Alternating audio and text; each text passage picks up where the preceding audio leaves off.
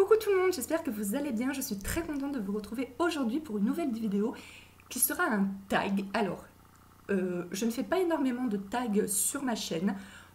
Ça m'arrive d'en faire, mais voilà, les tags, c'est pas ce que je préfère ni faire ni regarder. En général, quand je fais des tags, voilà, c'est parce que je n'ai pas d'inspiration pour faire des vidéos ou autre.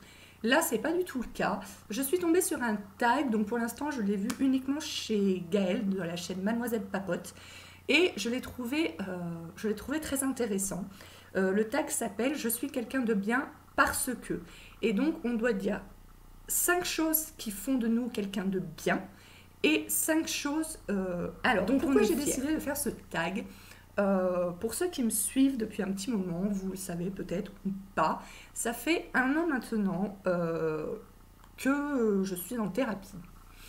Et donc à la base, en fait, j'ai voulu aller voir une psy parce que je faisais, et j'en fais toujours de temps en temps, même si c'est amélioré, de très grosses crises d'angoisse qui m'ont valu parfois des séjours aux urgences.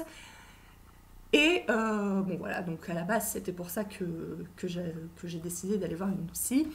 Et puis bah, après le travail s'élargit et on a remarqué, enfin je le savais déjà, que j'avais un très gros problème de confiance en moi. J'ai énormément de mal, je pense qu'on est plusieurs dans ce cas, hein, je ne suis pas la seule au monde, mais j'ai énormément de mal à dire des choses positives sur moi. Voilà, je sais que j'ai des défauts, je sais que j'ai des qualités, mais j'ai énormément de mal si on me dit bah, citez-moi des qualités. J'ai énormément de mal parce que j'ai l'impression de me la péter. Et d'ailleurs, des personnes qui disent du bien d'eux aussi, en général, j'ai aussi du mal avec eux, parce que je me dis, mais il y a le melon de celui-là ou celle-là. Et alors que c'est bête, quoi. On a tous et toutes des qualités et des défauts. Alors, bien sûr, après, il ne faut pas non plus passer son temps à dire, voilà, il y a des gens, ils passent leur temps, voilà, ils savent mieux tout le monde, ils sont tout mieux que tout le monde et tout ça. C'est des gens qui m'insupportent parce que pour moi, personne n'est parfait, personne ne sait tout sur tout, personne ne peut avoir que des qualités, c'est pas possible. Et voilà. Et du coup, moi, j'ai vraiment beaucoup de mal à recevoir des compliments et j'ai beaucoup de mal, donc comme je vous le disais, à dire des choses positives sur moi et j'ai beaucoup de mal avec les gens aussi qui disent des choses positives sur eux parce que pour moi, ce sont des personnes qui se vantent et c'est le truc dont j'ai le plus horreur au monde, c'est de me vanter et les personnes qui se vantent. Et pourtant, dire une qualité sur soi-même ou une personne qui dit une qualité sur soi, c'est pas forcément se vanter si vous passez pas votre vie à parler de vous qu'en positif tout le temps. C'est pas se la péter, c'est normal. Donc je fais un travail sur ça. Donc je trouvais que ce tag tombait à pic. Donc je l'ai préparé, j'ai fait une petite fiche. Ça a été assez compliqué parce que justement, comme je vous disais, j'avais pas envie d'avoir l'air de me vanter. Mais voilà. Donc, après cette grande introduction, on va se lancer. Je suis quelqu'un de bien parce que je suis tolérante. C'est-à-dire que moi, si une personne est gentille avec moi, quelle que soit sa couleur de peau, sa religion, son pays d'origine, son orientation sexuelle, eh ben, je vais être gentille avec elle aussi. Voilà, moi j'en ai rien à faire que la personne soit noire, blanche, rouge, jaune, qu'elle soit musulmane, juive, catholique, athée. Voilà, si une personne est gentille, je vais être gentille. Je ne vais pas avoir d'a priori quant à sa couleur de peau, quant à sa religion, quant à son pays d'origine. Donc voilà, je pense que le fait d'être tolérante fait. La deuxième chose, c'est que je suis quelqu'un de bien parce que je suis gentille. C'est-à-dire que je suis le genre de personne que l'on peut appeler au milieu de la nuit si ça ne va pas. Alors, je ne pourrais pas forcément aller voir la personne au milieu de la nuit si elle habite à des centaines de kilomètres, mais en tout cas, si la personne m'appelle au milieu de la nuit et qu'elle a besoin de parler au milieu de la nuit, je serai là. Pareillement, si je vois quelqu'un que je ne connais pas qui est en détresse dans la rue, donc je ne suis pas la seule à faire ça, Mais par exemple, voilà, la semaine dernière, à l'heure où je tourne cette vidéo, parce que je ne sais pas quand est-ce que je la posterai, mais à l'heure où je tourne cette vidéo, la semaine dernière, j'étais à Paris et il y avait une femme qui était aveugle, qui était dans le métro, était complètement perdue dans le métro. Elle ne savait pas où est-ce qu'il fallait qu'elle sorte, où est-ce qu'il fallait... Enfin, bon, bref, elle était perdue. Et je voyais tous les gens qui peuvent tracer devant elle, les Parisiens, qui marchent super vite et tout, qui regardent que leur nombril. Enfin, bon, ça, c'est un peu... un peu cliché, mais en tout cas, ce jour-là, voilà, dans le métro, il n'y avait que des gens. La pauvre dame, elle était comme ça, avec sa baguette, elle ne savait pas où elle allait. Ça se voyait sur son visage qu'elle était en détresse, et il y a tout le monde qui traçait devant elle, et personne qui allait l'aider. Donc, j'ai fait... Moi, j'avais passé... Voilà, j'étais passée, je l'avais pas vu, puis après, je l'ai vu, j'ai fait demi-tour. Et je suis allée, voilà, je l'ai guidée. Et même mon mari, il me fait, mais ça te prend souvent de faire des trucs comme ça, parce que mon mari est pareil, il fonce, il regarde pas. Et donc je pense voilà, que je suis quelqu'un de gentil parce que je me préoccupe des gens qui m'entourent. Je ne suis pas à regarder mon nombril. Même si c'est une personne que je ne connais pas et qui est en détresse et que je peux l'aider, parce que je ne peux pas forcément aider à chaque fois, mais que je peux l'aider, bah, je vais y aller. Donc voilà, donc je pense que ça fait de moi une personne bien parce que je suis gentille. Je suis quelqu'un de bien parce que je suis une personne qui ne dit jamais non à qui que ce soit dans mon environnement professionnel ou personnel, je ne dis jamais non. C'est-à-dire que dans mon environnement professionnel, si on me demande de travailler un jour où normalement je ne dois pas travailler, si on me demande d'effectuer des heures en plus, si je n'ai pas de raison valable de dire non, c'est-à-dire que si je n'ai pas un rendez-vous ce jour-là, si je n'ai pas... voilà, si je n'ai rien à faire le soir et que le parent me demande de finir plus tard, je ne vais jamais dire non, même si parfois ça ne m'arrange pas, même si parfois je suis dans une période où je suis fatiguée et que j'aimerais et que je n'ai pas forcément envie de faire des heures en plus parce que je préférerais passer ces heures à me reposer, je ne dis jamais non si je n'ai pas une raison valable. Pareillement, dans mon entourage personnel, si on m'invite et que je n'ai pas, que je n'ai rien à faire le jour où je suis invitée, même si pareillement je suis fatiguée et que je préférerais rester chez moi à me reposer, même si ça ne m'arrange pas parce que c'est très compliqué, je vous rappelle que je n'ai pas le permis de conduire, même s'il faut que je prenne 3 trains, je ne vais jamais dire non si je n'ai pas une raison valable de dire non. Et du coup, ça m'attriste parce que moi j'agis comme ça. Enfin, c'est pas le fait de ne pas dire non qui m'attriste, c'est que moi j'agis comme ça et que tout le monde n'agit pas comme ça. Moi j'ai des copines voilà, qui, si jamais voilà, elles trouvent que j'habite trop loin, elles vont me dire bah non, désolée, mais tu habites trop loin pour que je vienne manger chez toi, juste manger chez toi. Non, désolée, je ne vais pas venir parce qu'en ce moment je suis fatiguée, en ce moment je ne suis pas bien. Et ça m'attriste du coup parce que j'ai l'impression que moi je fais toujours plus d'efforts que les autres n'en font pour moi, vu que moi je ne dis jamais non et que d'autres personnes de mon entourage me disent parfois, pas tout le temps, mais parfois non, sans qu'à mes yeux il y ait de raisons valables, parce que pour moi, voilà, à mes yeux, à mon sens, la seule raison valable, dire non quand on t'invite, c'est que tu es déjà invité quelque part ou que tu as déjà quelque chose de prévu. En tout cas, moi, c'est comme ça que j'agis. Et du coup, bah, quand les autres n'agissent pas comme ça envers moi, et bah, du coup, ça me rend triste, je me dévalorise et je me dis, mais pourquoi moi, je ne vaux pas la peine qu'on me dise oui, alors que moi, je dis toujours oui. Je suis quelqu'un de bien car je suis fidèle, aussi bien en amour qu'en amitié. En général, à moins qu'on m'ait fait une grosse crasse, quand j'aime, c'est pour la vie. Même si aujourd'hui des centaines de kilomètres me séparent de certaines amies et que bien sûr on ne peut plus se voir aussi souvent qu'à une autre période de notre vie, je fais toujours en sorte pour être là dans les moments importants de la vie de chacune de mes amies, que ce soit pour leur mariage, que ce soit pour leurs anniversaires, voilà. Je suis fidèle en amitié, je pense que ça fait de moi quelqu'un de bien. Je pense que je suis quelqu'un de bien parce que je suis quelqu'un qui sait pardonner. Je pardonne assez souvent. Alors ça, c'est aussi quelque chose sur laquelle je travaille aussi avec ma psy. Parce que j'ai des amis, comme je vous disais, pour qui j'ai toujours été là et qui, je me rends compte, ne sont que rarement là pour moi. Et à chaque fois je ne dis rien, je laisse passer, je laisse passer, je ne dis rien. Ça me fait mal sur le coup, mais voilà, je pardonne. Et du coup, pardonner c'est bien, mais pardonner tout le temps et pour n'importe quoi, à n'importe qui, c'est pas forcément bien.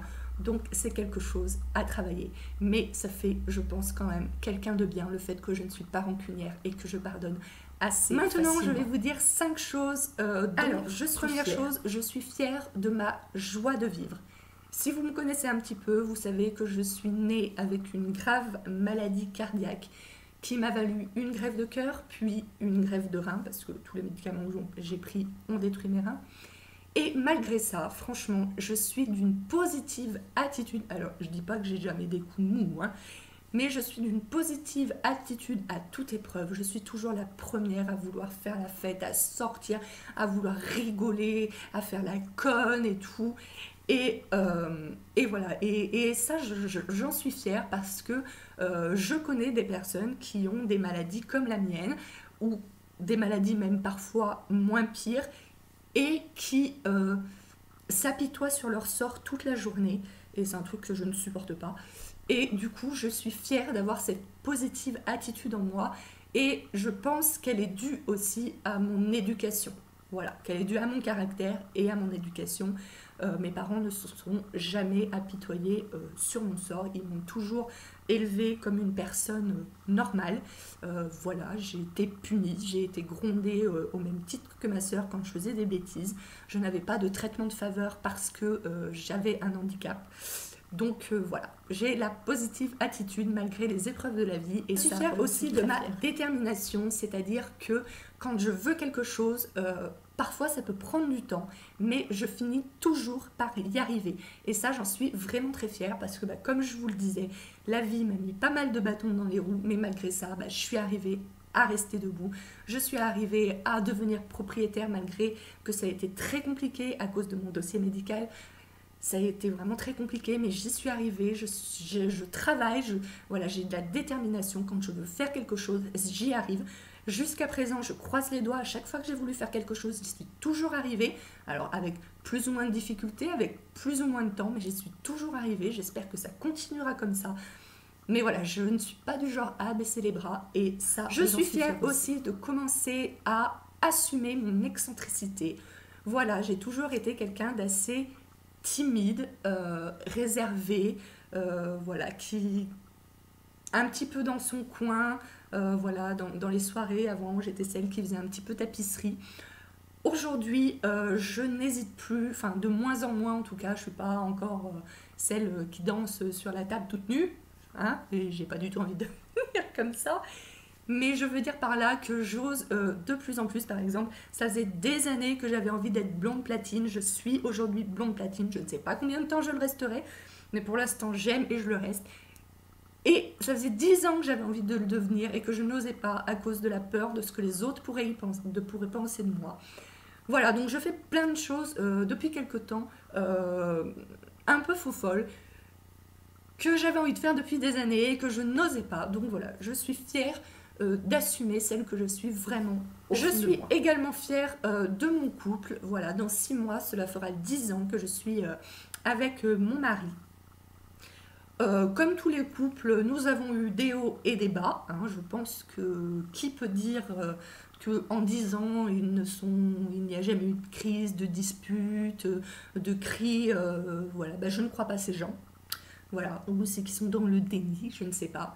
Donc nous avons eu des hauts et des bas, mais je suis fière de mon couple parce que je vois des tas de personnes qui, autour de moi, alors il y a aussi des tas de personnes qui restent ensemble longtemps, mais il y a aussi des tas de personnes autour de moi qui aujourd'hui, dès la première crise, préfèrent prendre leur clic et leur claque et aller voir ailleurs si l'herbe est plus verte. Alors qu'on sait très bien que voilà, le début c'est toujours... voilà, c'est au début, c'est la passion et tout, mais on ne pourra jamais rien construire sur de la passion.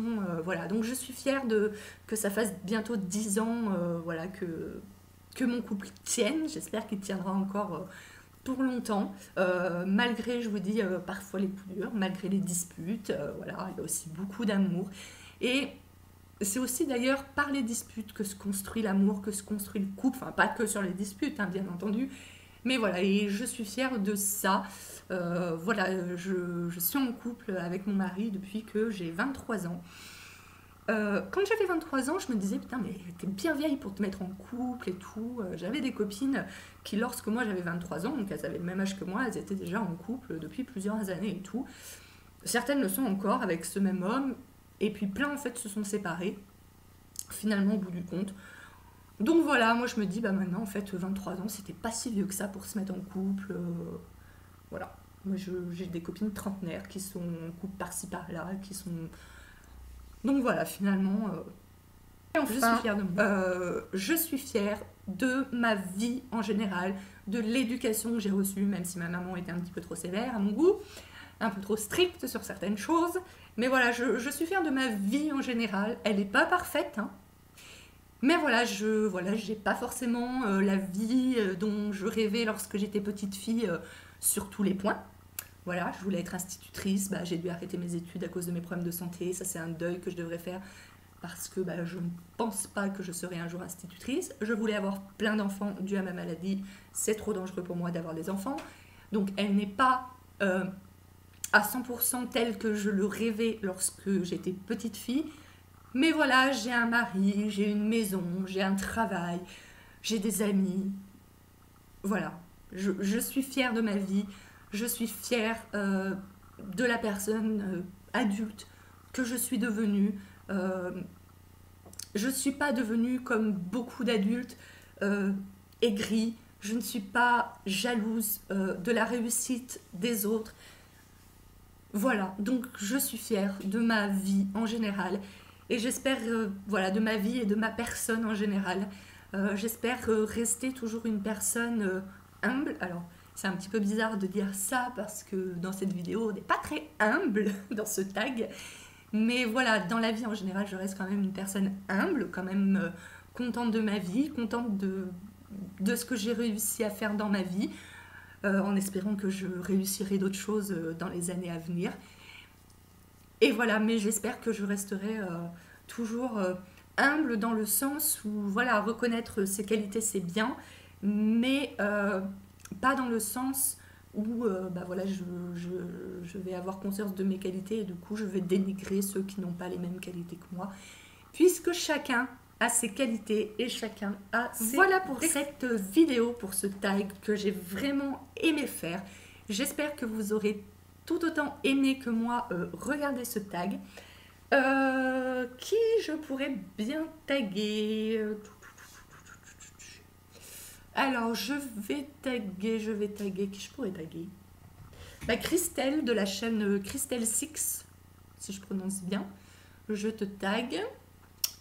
Après, il y en a déjà pas mal qui l'ont fait, je crois, ce tag. Moi, j'ai juste regardé celui de Mademoiselle Papote pour le moment. Mais je crois qu'il y a déjà pas mal de gens qui l'ont fait. Donc voilà. Christelle, si tu passes par là et si tu n'as pas encore fait ce tag, eh bien, je t'invite à le faire si tu le désires. Et après, ben, si vous passez par là et que vous avez envie de faire ce tag, n'hésitez pas à le faire et à mettre le lien de votre vidéo ou de l'article de votre blog, parce que vous pouvez très bien le faire en article, le tag aussi,